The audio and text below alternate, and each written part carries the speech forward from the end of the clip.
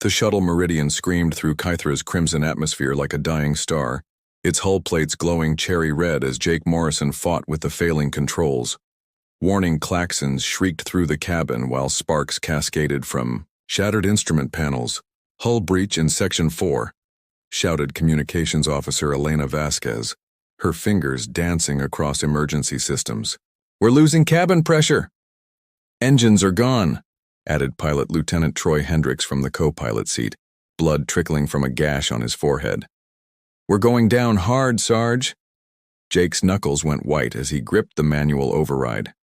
Controls. Through the fractured viewport, the alien moon's surface rushed toward them. Jagged mountains and twisted spires of black stone that looked like the remnants of some ancient civilization. "Hold on to something, this is going to hurt."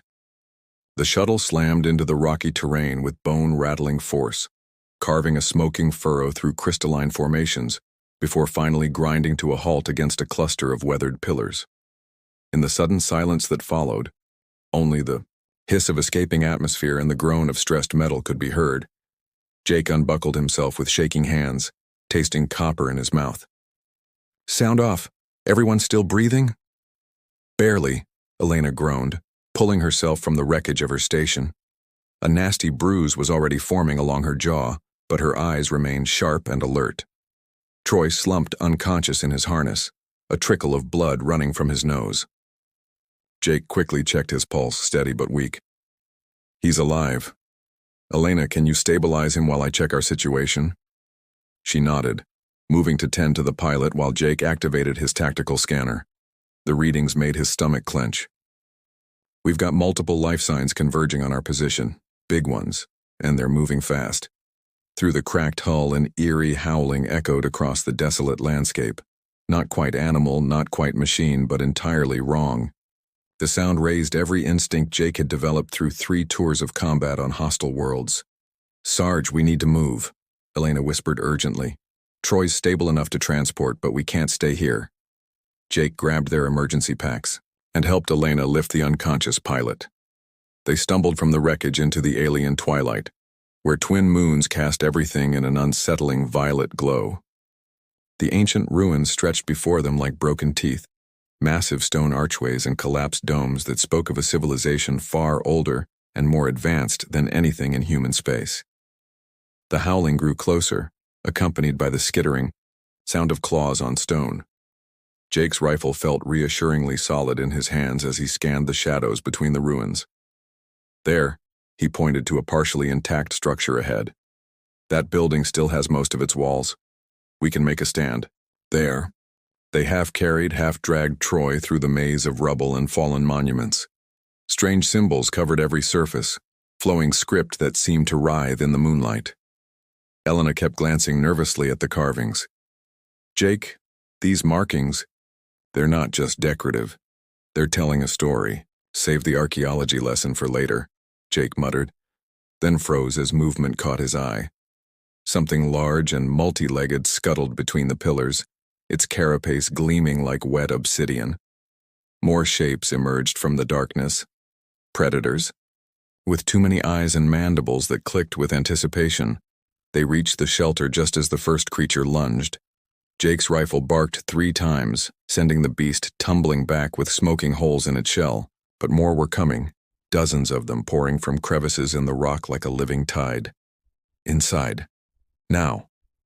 Jake shoved Elena and Troy through the doorway, then turned to face the approaching swarm. His ammunition counter showed 37 rounds remaining. Not nearly enough. The creatures rushed forward in a chittering wave of claws and hunger. Jake fired methodically, dropping the lead attackers. But for every one that fell, 2 more took its place. His rifle clicked empty just as the largest predator, something the size of a small vehicle, reared up to strike. That's when she appeared. Like a shadow given form, the figure dropped from the ruins above, landing silently between Jake and certain death.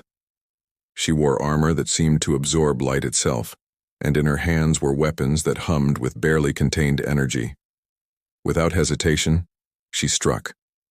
The large predator died before it could scream, bisected by a blade of crackling plasma. She moved like liquid lightning, each motion perfectly controlled, each strike precisely lethal. Within moments, the surviving creatures fled, shrieking into the darkness. Jake stared at his savior in stunned silence. She was humanoid, but clearly not human, taller than him by several inches, with an athletic build visible even through her form-fitting armor. Her helmet concealed her features completely, but something about her stance suggested she was studying him with equal curiosity. For a long moment, they simply looked at each other across the corpse-strewn ground. Then she turned and melted back into the shadows as silently as she had appeared, leaving Jake with nothing but questions and the overwhelming certainty that his mission had just become infinitely more complicated. 3 days passed in the ruins without a word from their mysterious protector, though Jake knew she was watching. Supplies of water tablets were running dangerously low, and Troy had developed a fever from his head injury that left him delirious, and muttering about crystal spires reaching for dying stars. Elena worked tirelessly to keep their pilot stable, while monitoring their failing communication equipment. Still no response from the fleet, she reported, frustration evident in her voice. Either our transmitter is completely fried, or we're being jammed. Jake maintained watch from their shelter's highest intact wall, scanning the labyrinthine ruins through his scope. Movement flickered constantly at the edge of his vision. Their guardian, he was certain, though she never showed herself directly. Sometimes he caught glimpses of her armor's distinctive shimmer, other times just the faint disturbance of dust where no wind should reach. "She's out there again," he murmured, lowering his rifle. "How can you be sure?" Elena asked, joining him at the observation post. "I haven't seen anything for hours. Trust me, she's been circling our perimeter since dawn." Jake pointed toward a series of collapsed archways. "Watch that gap between the fallen columns. In about 30 seconds, you'll see." A brief flash of reflected moonlight confirmed his prediction. Elena whistled softly. "How do you do that?" 3 tours taught me to read terrain and movement patterns. She's not trying to hide from us specifically. She's positioning herself to intercept threats before they reach us." Jake frowned. "The question is why? What does she gain by protecting 3 stranded humans?" Their answer came at sunset when the howling returned, deeper and more numerous than before. Jake counted at least 20 distinct voices echoing through the ruins. Elena checked her sidearm nervously. "That's a lot more than last time." "Yeah, and they're coordinating." Jake watched shadows moving with purpose between the distant structures. "They've learned to hunt us." The attack came from 3 directions simultaneously, a pincer movement that would have overwhelmed their position within minutes. Jake managed to drop 2 of the lead creatures before his rifle overheated, while Elena's precise shots accounted for 1 more, but it wouldn't be enough. Then she struck again, and Jake finally understood what he was witnessing. This wasn't just combat, it was artistry. She moved through the attackers like a dancer performing a deadly choreography, her plasma blades carving impossible arcs through the air. But more than her speed or skill, it was her knowledge that astounded him. She knew exactly how these creatures fought, anticipated their every move, exploited weaknesses that Jake couldn't even perceive. When the last predator fell, she didn't immediately disappear this time. Instead, she approached their shelter with measured steps, her helmeted head tilted as if listening to something only she could hear. Jake noticed she moved with particular care around certain ruined sections, avoiding specific symbols carved into the stone. She stopped just outside their doorway and raised one hand. In her palm was a small crystalline device that pulsed with soft blue light. She set it carefully on the threshold, then stepped back and waited. Elena gasped. "Jake, that's a water purification unit. Military grade, but the design is completely alien." The Guardian nodded once, apparently understanding their language even if she wouldn't speak it, then moved to another section of wall. From a concealed compartment Jake would have sworn was solid stone, she withdrew more supplies. Protein rations designed for human metabolism, medical nanobots compatible with their biology, even replacement power cells for their equipment. "How? Does she know what we need?" Elena whispered. "How does she even know what humans require to survive?" Jake studied their benefactor more carefully. Her armor was clearly advanced, but underneath the alien aesthetics he recognized tactical elements that suggested military training. Her weapon selection showed intimate knowledge of human combat doctrine. Most telling of all, she'd positioned the supplies exactly where a human quartermaster would place them for optimal access and defense. She turned to leave, but Jake called out, "Wait." She paused, her helmet turning toward him. "Thank you," he said simply. For a moment, something in her posture changed, became less rigid, more vulnerable. Then she was gone again, vanishing into the maze of ancient stone. That night, Jake took first watch while Elena tended to Troy's fever. The ruins felt different somehow, less hostile. He found himself wondering about their guardian's story. The way she moved through this place suggested deep familiarity, yet the reverent care she showed certain artifacts spoke of something more than mere knowledge. She's not just protecting us, he realized aloud. She's protecting this place from us maybe, or from something else entirely. Movement caught his eye, a brief glimpse of her silhouette against the starfield, standing atop a distant spire like a sentinel. Jake raised his hand in a small salute, and though she was too far away for him to be certain, he thought he saw her return the gesture before melting back into shadow. Whatever her reasons, whatever her story, Jake found himself hoping they'd survive long enough to learn the truth. Something about this mysterious warrior had awakened a curiosity in him that went far beyond mere gratitude, and perhaps something deeper than curiosity as well. The attack came at dawn on their 7th day, different from the mindless predator swarms they'd faced before. These creatures moved with tactical precision, using the ruins' architecture to mask their approach. Jake's motion sensors detected them too late. A coordinated assault from multiple elevation points that bypassed their established kill zones.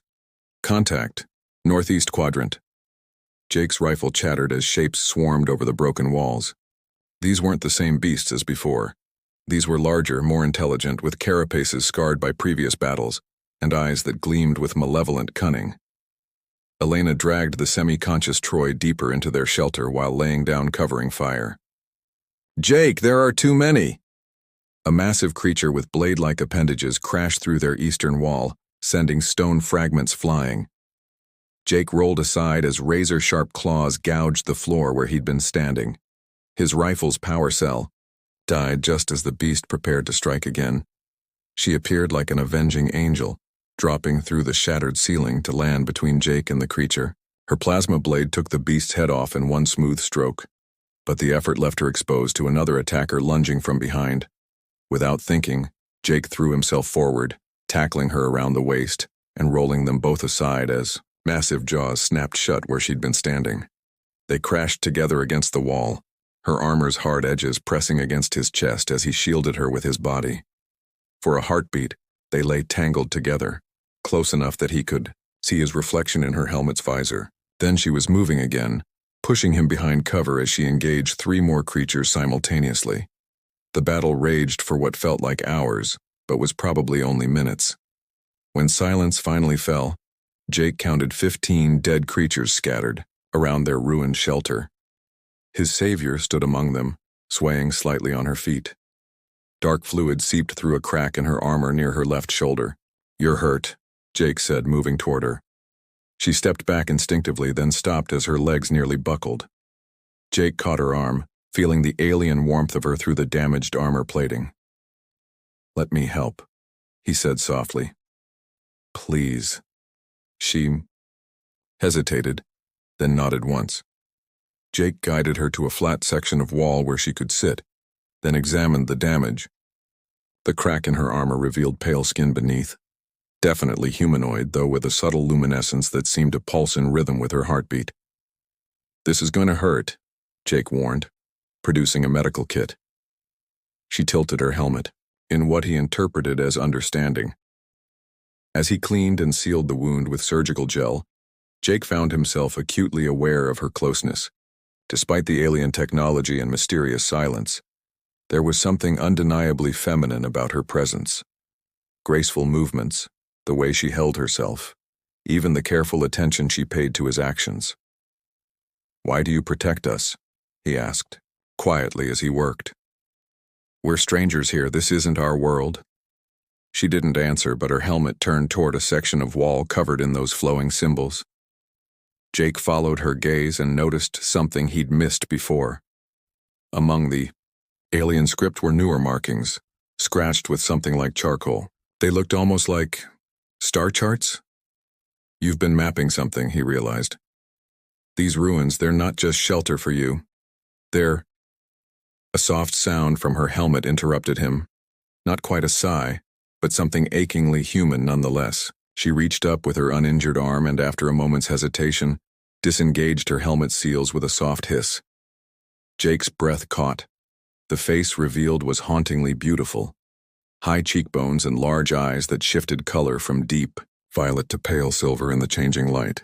Her skin held that subtle luminescence he'd glimpsed through the armor crack, and her hair was the color of starlight, flowing in waves to her shoulders. But it was her expression that stopped him cold. Ancient sadness mixed with desperate hope. She studied his face with the same intensity he was showing hers, one hand half raised as if to touch his cheek before she caught herself. The moment stretched between them, charged with possibilities neither could voice. "You're not just a warrior," Jake whispered. "Are you?" She shook her head slowly, then reached for her helmet. But before she could replace it, Elena's voice echoed from deeper in the shelter. "Jake, Troy's temperature is spiking. I need those medical nanobots now." The spell broken, she quickly sealed her helmet back in place and stood. But as Jake turned to help his teammates, he felt her hand briefly touch his shoulder, a gesture of gratitude or perhaps something more. When he looked back, she had melted into the shadows again, leaving him with racing pulse and a dozen new questions. That night, as he maintained watch, Jake caught glimpses of her moving through the ruins, with new purpose. She was no longer just patrolling, she was preparing for something.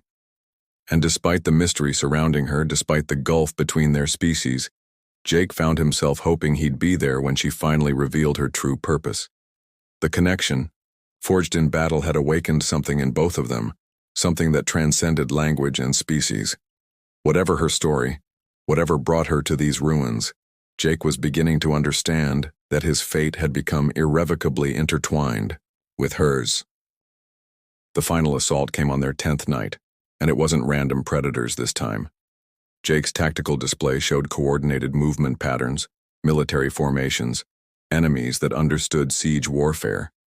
Through his scope, he glimpsed armor and weapons that matched his Guardian's technology level.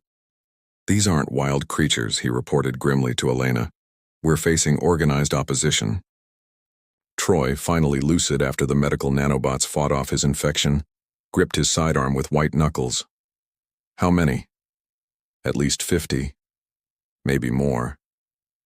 Moving in standard assault formation, Jake watched the systematic advance through the ruins. "They know exactly where we are." The attackers wore armor similar to their Guardians, but painted in harsh crimson and black.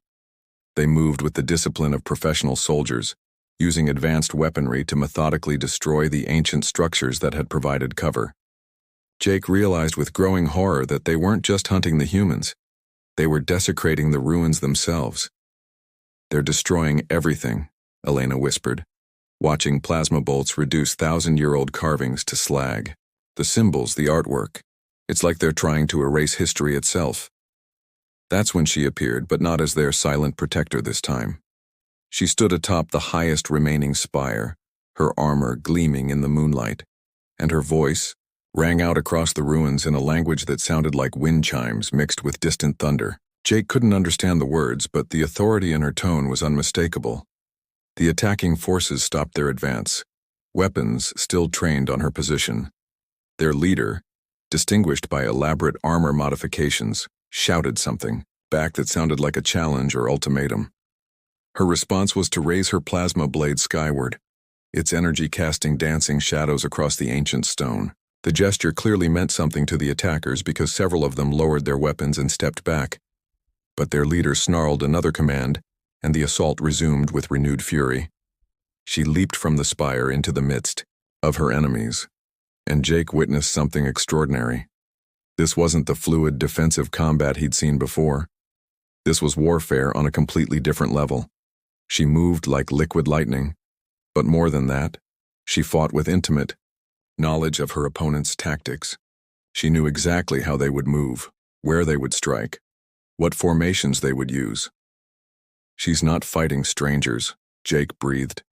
She knows these people. The battle was brutal and personal in ways that made Jake's combat experience pale by comparison. But even her incredible skill couldn't overcome the numerical odds. As enemy reinforcements poured into the ruins, she was slowly being surrounded and cut off from escape routes. Jake made a decision that would haunt him forever. Elena, take Troy and fall back to the emergency shelter. Set up a defensive perimeter. Jake, no, you can't. That's an order. He was already moving, loading his last fresh power cell into his rifle. She saved our lives, now it's my turn. He burst from cover into the firefight, his rifle barking steadily as he carved a path through the enemy formation. Several of the crimson-armored soldiers turned to engage this new threat, giving his guardian precious seconds to break free from encirclement. They fought side by side through the chaos, covering each other's flanks as they fell back toward a more defensible position. Jake felt her presence beside him like a steady flame, her movements complementing his own as if they'd trained together for years.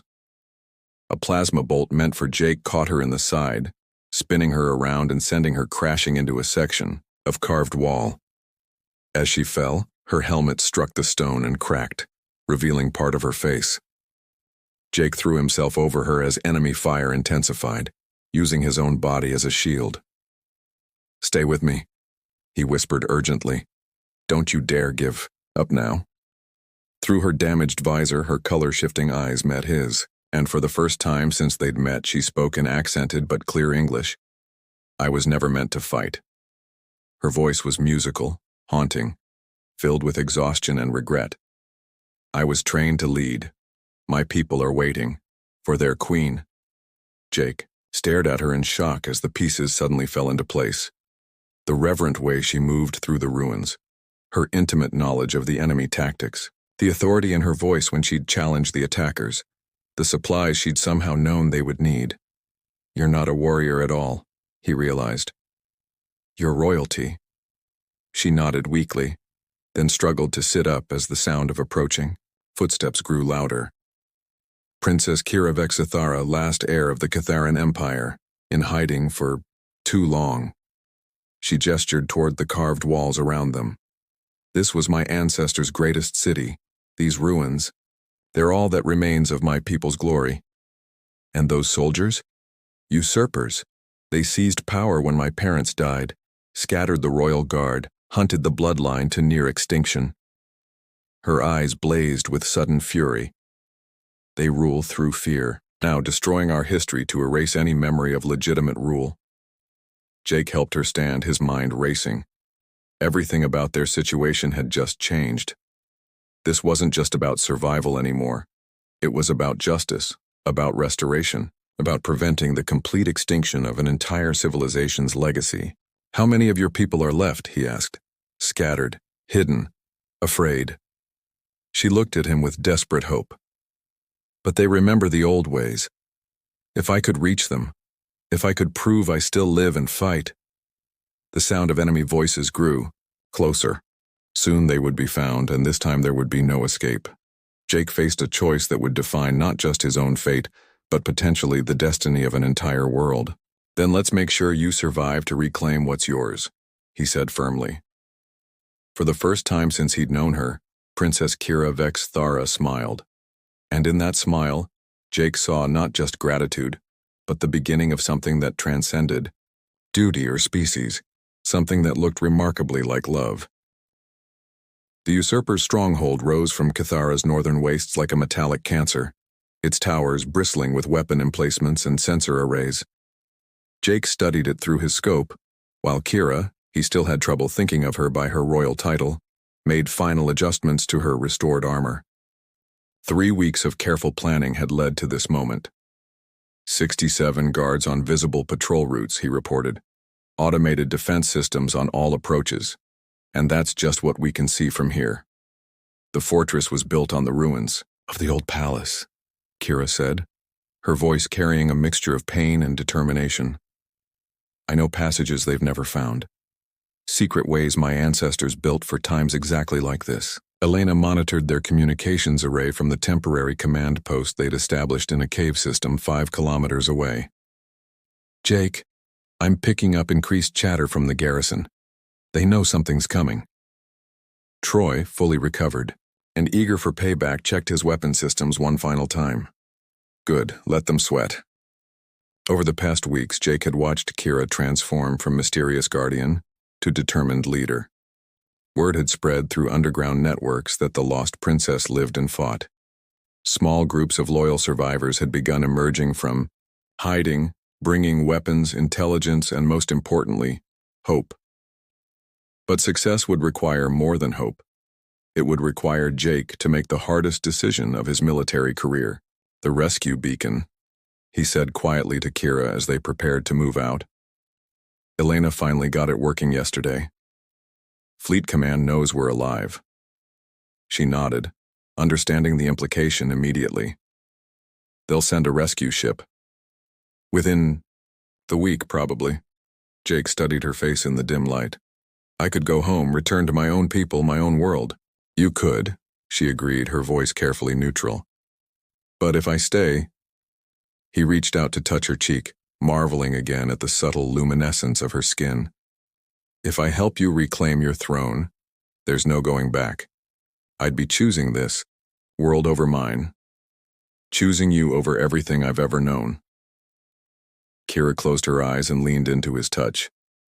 I cannot ask that of you, Jake Morrison. The cost is too great. You're not asking, he said firmly. I'm choosing. They moved through the darkness toward the fortress, their small strike team including 8 of Kira's most trusted followers. Jake had trained them in human military tactics over the past week, while they'd taught him the ancient combat forms of the Catharan Royal Guard. The cultural exchange had been illuminating in more ways than one. The secret passage Kira led them through was a marvel of ancient engineering, a tunnel system that bypassed every modern security measure by running beneath the fortress's foundation stones. As they climbed toward the central keep, Jake marveled at the carvings that covered every surface, telling the story of Kira's people in flowing script and elegant artwork. When this is over, he whispered to her, you'll have to teach me to read these stories. When this is over, she replied, I'll have a lifetime to teach you many things. The assault began at midnight. While Jake's team created diversions at the main gates, Kira led her followers through the secret ways toward the throne room where General Vextar, the usurper who'd murdered her parents, held court with his inner circle. The fighting was vicious and personal. These weren't faceless enemies, but the betrayers of Kira's own people, soldiers who'd once sworn loyalty to the royal house before choosing power over honor. Jake found himself fighting with a fury he'd never experienced before, driven not just by tactical necessity but by love for the woman whose birthright had been stolen. They reached the throne room to find Vexitar waiting with 24 of his elite guard.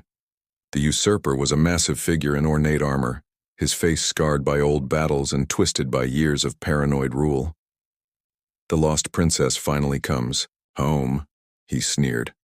Still playing soldier, I see. I am home, Kira replied, drawing her plasma blades.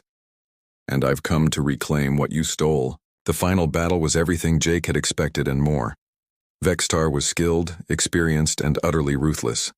But Kira fought with the passion of someone reclaiming not just a throne, but the soul of her people. And beside her, Jake found reserves of strength and skill he'd never known he possessed. When Vextar finally fell, his death cry echoing through the ancient halls, Jake watched something miraculous happen. Kira stood straighter, her presence filling the room with an authority that seemed to flow from the very stones around them. This was no longer the hidden guardian of ruins. This was a queen reclaiming her destiny. My people, she said, her voice carrying to every corner of the fortress through the communication systems. This is Princess Kira Vexithara, daughter of the Star Crown, heir to the ancient throne. The usurper is dead. The long exile is over. Come home. The coronation took place 3 days later, as scattered groups of Kitharans emerged from hiding across the moon's surface. Jake stood beside the throne, not as a conqueror or outsider, but as the one who'd chosen to make this strange world his home. When the crown of crystallized starlight was placed on Kira's head, she turned to him with eyes that shimmered with tears of joy. "I name you royal consort," she said formally, then added in a whisper only he could hear, "if you'll have me." Jake's answer came in the form of a kiss that sealed not just their personal bond, but the joining of two worlds, two destinies, two hearts that had found each other among the ruins of the past and the promise of the future. Elena's voice crackled through his communicator one last time. "Jake, the rescue ship is requesting final confirmation. Are you coming home?" He looked at Kira, his queen, his love, his choice, and smiled. "I am home," he replied, and meant it with every fiber of his being. Outside the throne room windows, Kithara's twin moons rose over a world reborn, casting silver light on a people no longer lost, no longer hidden, no longer afraid. And in the palace that had once been ruins, a human marine and an alien princess began writing the first chapter of a love story that would become legend among the stars.